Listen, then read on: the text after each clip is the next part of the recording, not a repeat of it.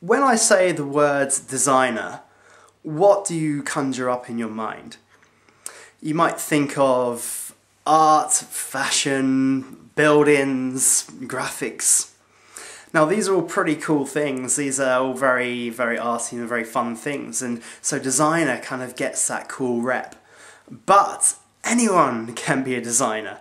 I'm talking here about design thinking, not necessarily a traditional view of what design is.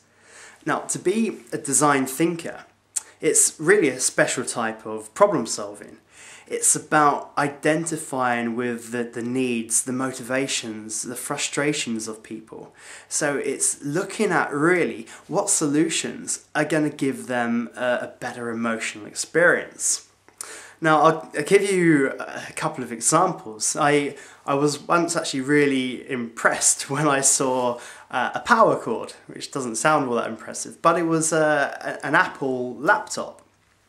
And one of the things you notice with power cords, I'm always tripping over power cords which are dangled from the plug to the table, and I've probably tripped a few people up myself. But one thing Apple realised is, well, this is a problem. This is a problem, and no one's actually done anything about it.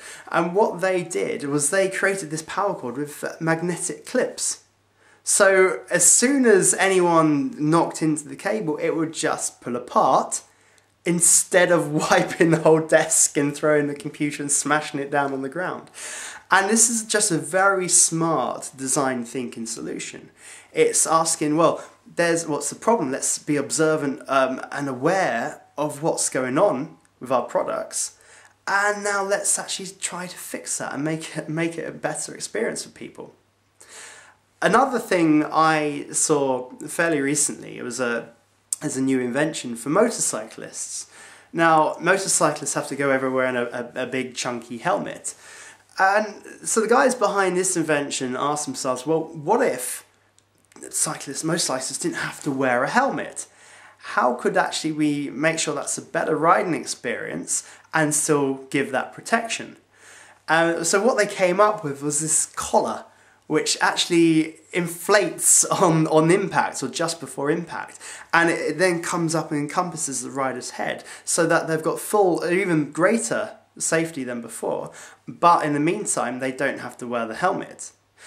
So these are examples of being observant, being aware of how people use products, how people actually interact with them, and inventing to provide a better experience. And that's really the core behind it, understanding the emotional angle and getting that experience to come to life and to be better.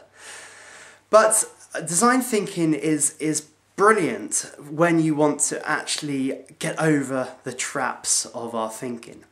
Quite often when we're building new designs, we're coming up with new solutions, new ideas, we get into traps. Now these can be just what we take for granted, we don't necessarily question our assumptions that much, and we might piece together something which we've seen before, it's been done before, but isn't pushing any boundaries.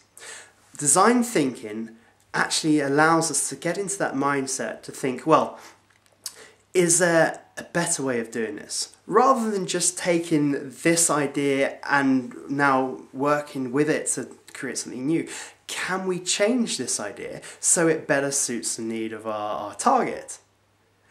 This is something which is so valuable because it stops the inertia of ideas which kind of then just get put in place and things are taken for granted. It actually makes sure everything is progressing towards a more innovative and a better experience for people. So design thinking isn't just about art, architecture, graphics and so on. It can be used for the most simplest things such as power cords. It can be used for products, services, processes, anything. The whole point is get behind the emotional needs, the values, the frustrations of your target, and you'll soon begin to discover there are better ways of doing things.